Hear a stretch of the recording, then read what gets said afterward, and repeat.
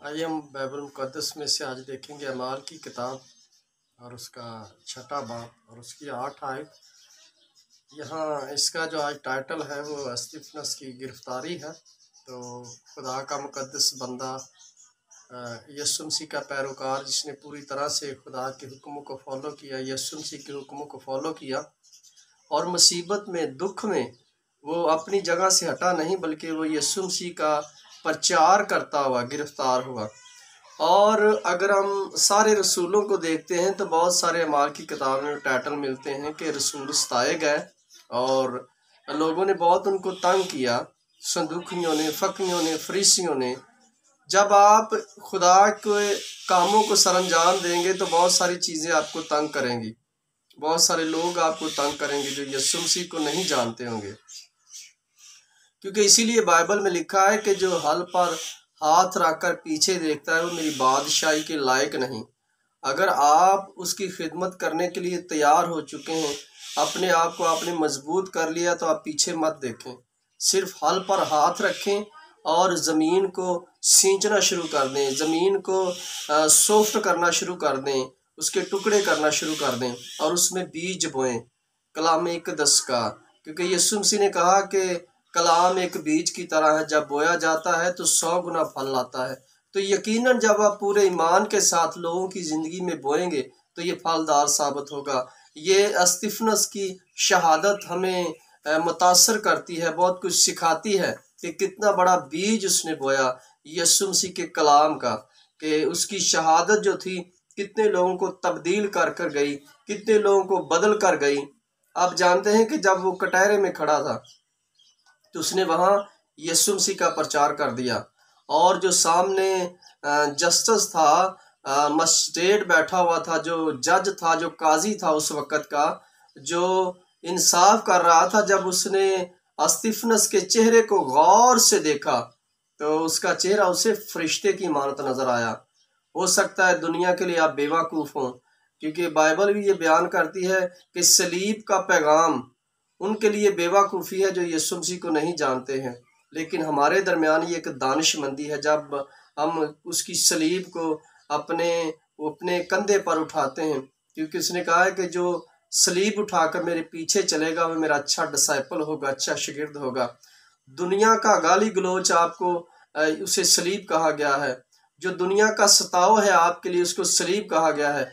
आप जितने मर्जी अच्छे काम करें, खुदा के कामों को बहुत अच्छे तरीके से करें, फिर भी लोग आपको सताएंगे, फिर भी लोग आपके खिलाफ खड़े होंगे। अगर आपके खिलाफ लोग खड़े नहीं होंगे तो यीशु मसीह का कलाम पूरा नहीं होगा, क्योंकि उसने फरमाया है कि लोग मेरे नाम से तुम्हें लान तान करेंगे। अगर आप उस लान तान को उठाने के लिए, सहने के लिए तैयार हैं तो आप उसके प्रचार को अच्छे तरीके से कर सकते हैं, लोगों को मोटिवेट कर सकते हैं, लोगों को अच्छे किंगडम की तरफ ले जा सकते हैं, लोगों को फरदौस की तरफ ले जा सकते हैं। बेशक आज आपसे एक रूह नहीं बच रही, लेकिन आने वाले वक्त में आप बहुत सारी रूहों का बचाने का सबब बन सकते हैं जब आप इस परीच को छोड़ेंगे नहीं, करते रहेंगे। आप जानते हैं कि एक ही दिन में पतरस ने मुर्दे जिंदा शुरू करने नहीं कर दिए थे। एक वक्त था, जब वो वक्त आया, आप जानते हैं कि उसने इनकारी भी की यीशु मसीह की, फिर वो उस टीम में शामिल भी हुआ। लेकिन जब वो आस्ता आस्ता इसमें आगे बढ़ता गया और मजबूत होता गया, और आप जानते हैं कि एक दिन ऐसा आया था कि जब वो चलता था तो उसके साये से लोग शिफायत पाते थे। जब आप चलते रहेंगे, कंटिन्यू रखेंगे इस प्रोसीजर को, ये एक प्रोसीजर आपको दिया गया है। यरू की दीवार एक ही दिन में नहीं गिर गई थी, उसके लिए 7 दिन का टाइम था। आपके लिए भी एक टाइम टेबल मुकर्रर कर दिया गया है, क्योंकि वाज नबी भी ये फरमाता है कि हर चीज़ का एक वक़्त मुकर्रर कर दिया गया है। अगर आप इस बात को समझें कि हमारे लिए भी एक वक़्त है जब हम बादशाह बनेंगे यूसुफ की तरह। बेशक आज आप जेल में हैं, अगर आप पूरे ईमानदार हैं, रास्तबाज हैं और खुदा के हुक्मों को पूरी तरह फॉलो कर रहे हैं, तो एक दिन आएगा कि आप मिस्र के बादशाह होंगे। एक दिन आएगा कि आप दाऊद की तरह पूरे इसराइल के बादशाह होंगे। एक वक्त आएगा कि आप अकाबों की मानत उड़ेंगे, स्टॉर्म से ऊपर, तूफान से ऊपर। क्योंकि खुदा आपको अच्छी चीज़ें देना चाहता है, लेकिन उसके लिए आपको प्रोसीजर फॉलो करने होंगे। स्तिफनस ने उस प्रोसीजर को फॉलो किया। बेशक लोगों ने उसको सिंगसार किया, लेकिन वो अपनी ज़बान इक़दस से, अपनी ज़बान मुबारक से ये फरमाता है कि मैं खुदावंद को, यीशु मसीह को खुदावंद की दाहिनी तरफ खड़े देख रहा हूँ और आसमान को खुला देख रहा हूँ। ये बहुत बड़ा भेद है जो उसने अपने बंदा मुकद्दस स्तिफनस पर ज़ाहिर किया कि वो यीशु मसीह को देख रहा है। अगर आप यीशु मसीह को देखना चाहते हैं तो क्रूस आपके कंधे पर होनी चाहिए, सलीब आपके कंधे पर होनी चाहिए, और लोगों के जितने भी ताने मेने हैं उनसे आप घबराएं नहीं। जब आपको सताव आए, जब आपकी ज़िंदगी में ऐसी मुश्किलें आए, तो आप खुश हों कि यीशु मसीह के नाम से आपको सताया जा रहा है। जब हम माल की किताब पढ़ते हैं तो एक दफ़ा का जिक्र है कि रसूल सताए गए और रसूल खुश हुए कि उनको यीशु मसीह के नाम से सताया जा रहा है।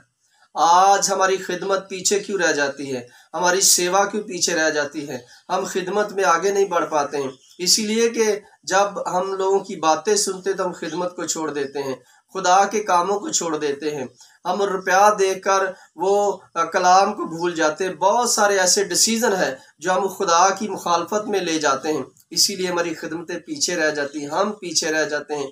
खुदा नहीं चाहता कि तुम पीछे रहो। उसने इसीलिए कलाम इक़दस को दिया कि पढ़ो और ईमान में मजबूत हो जाओ। जिस तरह उसने फरमाया था कि यरू की दीवार गिर जाएगी। और आपको मैं एक और बात बताता चलूँ कि जो यरू की दीवार थी, जब वो सातवां चक्कर आए तो तब उन्होंने नारे लगाने हालेलुया के शुरू किए, और दीवार को अंदर नहीं गिरी, ताकि जो अंदर लोग थे वो ये ना समझे कि इन लोगों ने बाहर से धक्का लगाया और दीवार अंदर की तरफ गिरी, बल्कि दीवार बाहर की तरफ गिरी थी, इसलिए कि उन लोगों ने जाना कि ये क्या हुआ है। जिस तरह दीवार वो धड़म करके गिरी, इसी तरह आपके गुनाह भी, आपके जो दुश्मन है वो भी धड़म करके गिरने वाले हैं। अगर आप पूरी तरह सातवां चक्कर लगाकर नारे लगाएंगे हालेलुया के, तो वो आपके दुश्मन गिरने वाले हैं।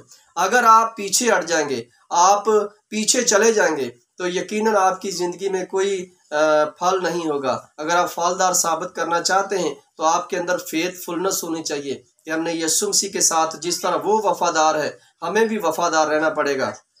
उसने बाप की मर्जी को पूरा किया है, हमने यीशु मसीह की मर्जी को पूरा करना है। हमें इस बात को रियलाइज करना है, अपने अंदर मैनिटेट करना है कि जो उसके हुक्म है वो अगर हम उनको फॉलो करेंगे तो हमेशा की ज़िंदगी हमारी है। अगर हम उनको अच्छी तरह से फॉलो नहीं करते हैं, अगर हम खुदा के हुजूर अच्छे तरीके से चलते नहीं हैं, ईमानदारी से, दयानतदारी से चलते नहीं हैं, तो यकीनन हमेशा की ज़िंदगी हमारी नहीं है। मेरे अजीज़ों, हमेशा की ज़िंदगी के लिए हमें काम करना पड़ेगा। अगर हम काम नहीं करते हैं, ऐसा नहीं होता कि आप एक फैक्ट्री में अगर किसी दफ्तर में आप जॉब नहीं कर रहे हो और अगर आप महीने बाद जाएं उनसे कहें कि मुझे सैलरी दो, तो आपको सैलरी कोई नहीं देगा। अगर आप वहाँ मेहनत करेंगे तो एक महीने बाद 15 दिन बाद आपको सैलरी या वो ज़रूर मिलेगा आपका जो आपने मेहनत की है। अगर आप खुदा के लिए मेहनत करते हैं तो आपको मेहनत ज़रूर मिलेगी, ऐसा नहीं कि आपको मेहनत नहीं मिलेगी, क्योंकि पौलुस रसूल फरमाता है कि जो मसीह में मेहनत की गई है वो ज़ाया नहीं है। हाँ, की गई मसीहत में हो, मसीह में मेहनत की गई हो, अगर उससे बाहर आप कर रहे हैं तो उसका कोई हम जुम्मा नहीं लेता खुदा।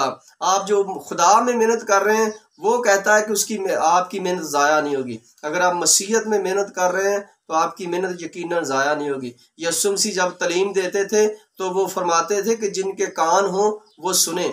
अगर आज आपके कान हैं तो इस मैसेज को, इस सरमन को अच्छे तरीके से सुने, और जिस तरह स्तिफनस ने अपने आप को सिंगसार किया और बड़ी खुशी के साथ हंस हंस कर आप भी अपनी लाइफ को, अपनी इस जान को खुदा के हाथों में दे के वो आपको इस्तेमाल करे। आप जानते हैं जब यीशु मसीह ज़मीन में दफन हुए तो बहुत सारे मुर्दे जी उठे। बाइबल ऐसा बयान करती है। अगर आप उसके बंदे बनना चाहते हैं, अच्छे इंसान बनना चाहते हैं, तो आप उसकी हुक्मों को फॉलो करें, आप उसके पीछे चलें। बाइबल बयान करती है कि वही उसका बेटा है जिसने कोड़े खाए हैं, जिसने सलीब उठाई है। तो आप जानते हैं कि यीशु मसीह के शागिर्दों ने उससे पूछा, क्या खुदावंद, हमने अपने माँ बाप को छोड़ा, अपने बच्चों को छोड़ा, हमें क्या मिलेगा? तो खुदावंद यीशु मसीह ने फरमाया कि तुम्हें 100 गुना मिलेगा, यहाँ भी और ऊपर भी। जो कुछ तुमने खोया है वो आपको मिलेगा। बेशक आप आज मसीहत में हैं और आपके रिश्तेदार आपसे नाराज हैं। आपने मसीहत को टाइम दिया और आपने अपने रिश्तेदारों की शादी छोड़ दी और आपके रिश्तेदार नाराज हैं। लेकिन आने वाले वक्त में आपको बहुत सारे रिश्तेदार मिलने वाले हैं, बहुत सारे ऐसे लोग मिलने वाले हैं जो आपकी केयर करेंगे, आपके रिश्तेदारों से ज़्यादा आपको फॉलो करेंगे। मेरे जीजो, खुदावंद कहता है किसी दुनिया में आपको 100 गुना मिलेगा। ये यीशु मसीह के रिटर्न ऑफ वर्ड है। तो ये आप बाइबल को जब भी पढ़ते हैं एक स्टोरी की तरह बयान ना किया करें। ये स्टोरी नहीं है, ये हकीकत है। ये हकीकत है जो उसके मुंह से निकली है। ये रिटर्न वर्ल्ड है, जिंदा खुदा का वर्ल्ड है। हमेशा जब कलाम इक़दस को आप बयान किया करें, जितने भी लोग खिदमत गुजार हैं, तो इसे जिंदा खुदा का कलाम है, इसे ऐसे बयान किया करें। ये स्टोरी नहीं है। हमने कई बार देखा लोगों को कहते हैं कि हम आपको स्टोरी सुना रहे हैं। ये स्टोरी नहीं है, ये खुदा का जिंदा कलाम है।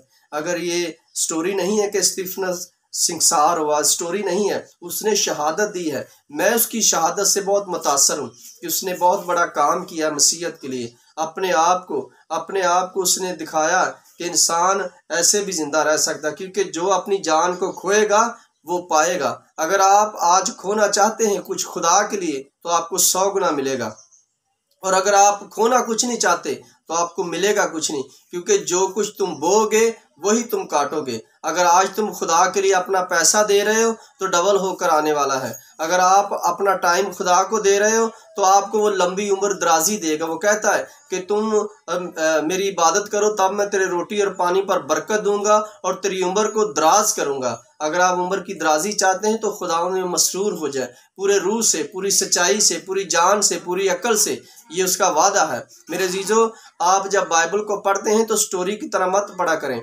इसे खुदा का वर्ड जानकर पढ़ा करें कि खुदा हमसे बात कर रहा है। ये खुदा की बातें हैं जिसने अपने पैगंबरों नबियों के साथ की हैं। इसी तरह मैं स्टीफनस की शहादत से बहुत मुतासर हूँ कि किस तरह उसने हुकूमत दौर में, जब हुकूमत उसके खिलाफ खड़ी थी और वो कटहरे में खड़ा था, उसके बावजूद वो यीशु मसीह का प्रचार कर रहा है। और जो सामने जस्टिस बैठा हुआ है, मजिस्ट्रेट बैठा हुआ है, जो जज है, जो काजी है, वो कह रहा है कि मैं इसके चेहरे को एक फरिश्ते की मानत देख रहा हूँ। अगर आपके चेहरे पर नूर होगा, रौनक होगी। इसीलिए तो दाऊद ने कहा कि ऐ खुदावंद, तो अपना चेहरा मेरे चेहरे पर जलवागर फरमा। आप चाहते हैं कि उसका चेहरा आपके चेहरे पर जलवागर हो, तो आप उसमें खो जाए, आप उसके कामों को करें। आप पीछे मुड़कर मत देखें कि पीछे क्या हो रहा है। सिर्फ आपकी आंखें सीधी होनी चाहिए, सीधे रास्ते पर होनी चाहिए। मेरा ईमान है कि आज आपको खुदा बहुत बरकत देगा। खुदावंद आपको बहुत बरकत दे। खुदावंद आपके साथ।